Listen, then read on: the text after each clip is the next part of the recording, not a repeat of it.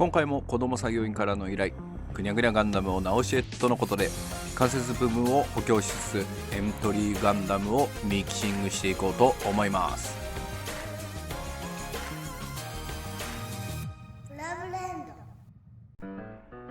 今回使用キットはこちら、エントリーグレードガンダム。破格の安さと工具不要のまさにガンプラデビューにもってこいのキットです。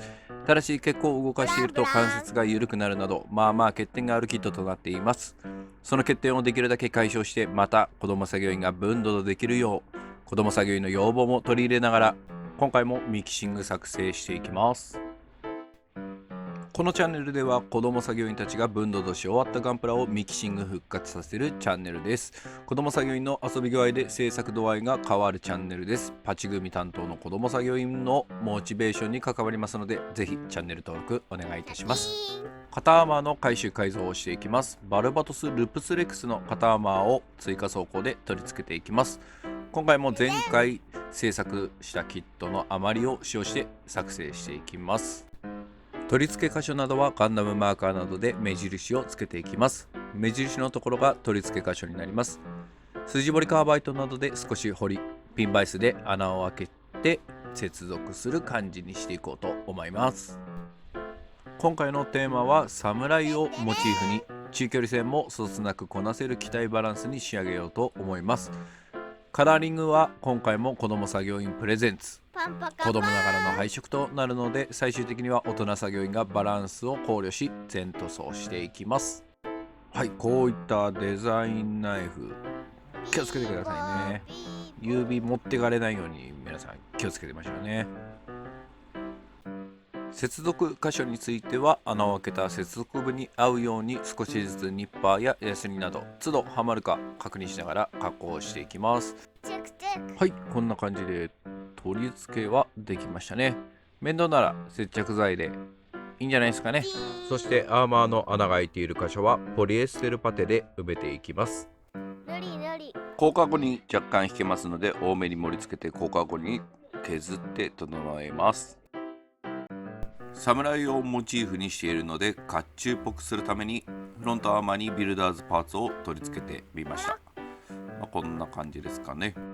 肩アーマーポロリしてますが塗装後接着で取り付け予定です。脚部の回収と改造です。ウィンダムの膝パーツが余ってますので取り付けられるように加工していきます。パーツを削る作業方法ですが、デザインナイフやニッパーなどありますが、私は彫刻刀を使用して削っていくことが多いです。パーツの形状や場所などで自分に合った工具を選んでいくことがとても大事だと思いますね。一番怪我がしない工具を選ぶっていうのが大事じゃないかなと思いますね。はい、加工はこんな感じです。接着剤で取り付けてもいいんですが、塗装の時に塗り分けが面倒ですのでプラボなどで接続できるように加工していきます。穴を開ける位置に目印をつけて後ほどピンバイスで穴を開けようと思います。ピンバイスも小さい径から穴を広げていくイメージで開けていきます。ミニ四駆の肉抜きですね。最近気づいたんですけど、ピンバイスも安いピンバイスだと全然穴が開かないんでね、ちょっと道具こだわった方がいいかなっていう感じはしますね。はい、取り付け完了しました。ちょっと隙間が気になりますが、あんまり見えないと思うんでこのままにしちゃいます。武装類です。子供作業員が刀を持たせたいと要望がありましたのでビルダーズパーツを使用していきます。さらに侍が着てそうな羽織をイメージしてガンダムリブランスヘブンのパーツを使用していきます。マントみたいな感じで使っていきます。ガンダムブレイカーバトルローグシリーズはミキシングを想定してか結構別のキットにも合わせやすいようにダボ軸などが共通している印象です。エントリーグレードガンダムにも無加工で取り付けられるのでだいぶ楽できます。刀の鞘に関しては相変わらずのピンバイスで穴を開けてぶっ刺す感じにしてます。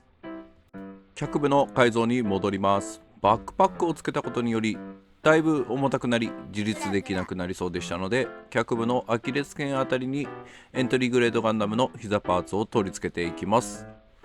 エントリーガンダムの関節は C ジョイントっていうんですかね。もちろんそちらは接着剤で太らせますが、保険的な感じで追加バーニアっぽく作成していきます。バーニアは塗装時の塗り分け作業が楽になるように虫ピンで塗装後取り付けられるようにしておきます。こんな感じですね。今はポロポロ落ちちゃいますが気にしません。胸部の改造などもしていきます。やっぱりこんな大きなバックパックつけたらメガランチャー的な胸からビームを出したくなる兵器作りたくなりますよね。ってことで取り付け箇所を加工していきます。ここら辺の加工は簡単ですね。単純にプラ板を接着して平らな面を作っていきます。そしてこんな時も持っててよかったビルダーズパーツを活用していきます。2つ贅沢に使っちゃいます。この2つありゃもうね、かっこいいでしょ。いいんじゃないですか。腰部の改造も再度していきます。リアーマーにループスレックスのリアーマーを取り付けていきます。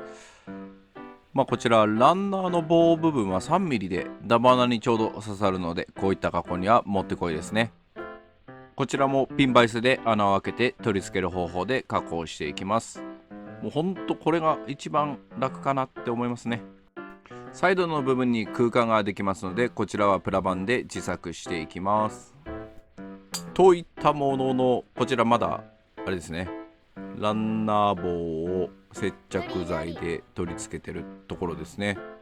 おそらくなんですけど、再度この空洞の部分作ってる動画撮ってないですね。この男肝心なところ撮ってないっていう、結構時間かけてやったのにもうしょうもないですね。専用武器を作っていきます。現状刀と胸部のメガランチャーだけですから、中距離の牽制用の武器でも作ろうと思います。こちらもエントリーグレードガンダムのシールドですね。腕に装着する予定ですので、取り付け位置の変更をしていきます。はい、まず切って、さらに切って、シールドの位置を変更している感じですね。追加で改造した肩アーマーの干渉があったため、この加工をしております。おや、珍しくこのおじさん一度取り付けて位置を再チェックしてますね。皆様、シールドそのまま使うと思いましたか？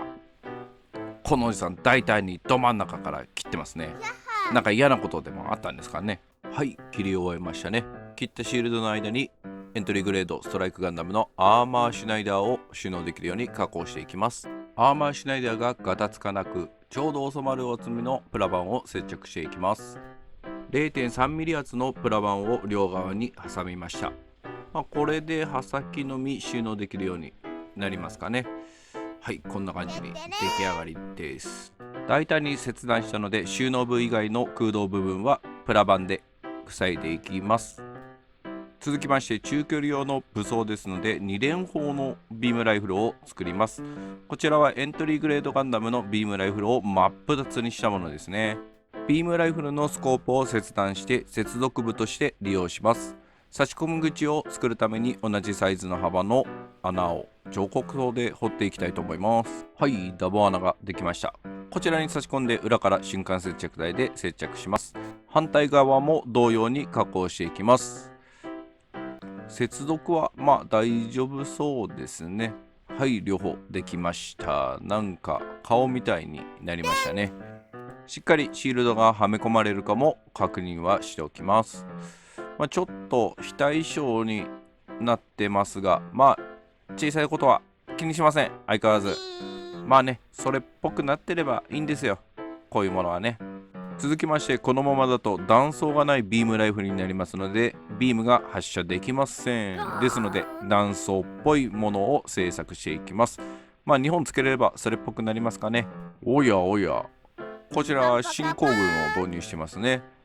辻堀堂さんの PR カッターですね。少々お高いですが、ちょっとプラ板加工で量産したいものがありましたので奮発して購入しました。このさんまた興奮しましたよ。さすがに今回の 3mm プラ棒では使用しませんが、同様サイズで切断したプラ棒を接着していきます。はい、両方とも接着し終わってますね。また撮影忘れてますが、端はディティールアップパーツを接着して完了にしたいと思います。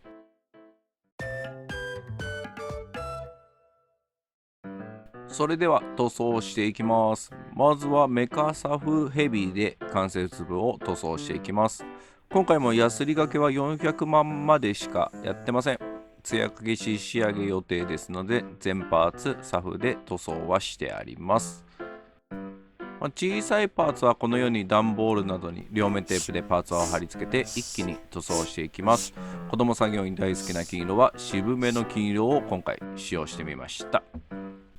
おや、モザイクが出てますが、メガネかけた田村でも映ったんですかね、これね。マクドナルドのガンダムキャラ診断で大人作業員はガチで田村でしたからね。子供作業員のおなじみカラーです。メタリックレッドですね。メタリック系は艶口にするとどうなのって思うかもしれませんが、個人的にはメタリックのマットな感じは結構好きですね。ただやはりメタリックを強調させるなら艶があった方がいいかもしれませんね。ポイントで使用するサンシャインイエローを塗装します。足裏は肉抜きっぽくなってますが、今回は埋めてません。イエロー系は発色しにくいので、なるべく下地の色をグレー以外にしたいですが、鮮やかなイエローにするつもりがないので、このまま塗装します。発色しにくい色なので、何回かに分けて塗装していきます。こんな感じですね。次にメインカラーその1です。エメラルドグリーンですね。子供作業員にしては珍しいグリーン系です。最近子供作業員が見て気に入っているのはフェネックスですけどね。そのうち何でも黄色に塗装しろって言いそうです。すっごい怖いですね。次にメインカラーその2です。モーリーグリーンですね。前に作成したメッサーにも使用したグリーンですね。メッサーで使用した気に入った感じですかね。こちらも子供作業員の指定色です。メッサーかっこいいのでもう1体欲しいんですがね。売ってるとこれ見たことないですよ。手やバーニアなど一部パーツは焼き鉄色を使用していきます。シルバーとは違った感じが出るので大人作業員の好きな色ですね。ちなみにそれ以外だと黒金色もよく武装類に使用しています。はい、こちらの黒金色お気に入りです。マスキング作業が嫌いな大人作業員の塗り分けチェックです。頭身部分はシルバーと黒金色で塗り分けてみました。いい感じにテカテカしてますので、頭身だけは艶消ししないでおこうと思います。刀に関してはこだわりある子供作業員が納得してくれればいいんですけどね。エアブラシでの塗装も終わりましたので、墨入れしていきます。タメヤさんの墨入れ塗料ブラックを使用していきます。使用前によく攪拌させてから使用してくださいね。これ瓶に垂れてるのは一度蓋をね完全に閉めてないのに瓶振ってましたからね、このおっさん。モールドの彫り直しも一応行ってますので、ある程度流れてくれますかね。拭き取りは綿棒も良いですが、ガイアノツさんのフィニッシュマスターもおすすめです。この後デカールの貼り付けとトップコートをして大体完了です。組み立てていきます。大人作業員が一番楽しい時間です。組み立ての際、一部パーツは塗装用に取り外せるようにしましたが、子供作業員の分と同時にパーツが外れてポロリしまくるとお怒りに触れますので、水性系の接着剤で接着していきます。ちなみに機体の上半身と下半身のバランスを考えて、脚部にビルダーズパーツのミサイルランチャーを追加しています。羽織をイメージしたアクティブクロークなしだとこんな感じです。イエロー部がちょっとアクセントになり、いい感じではないでしょうか。アクティブクロークをつけていきます。これで全ての組み立ては完了ですかね。でかい、羽織でかい。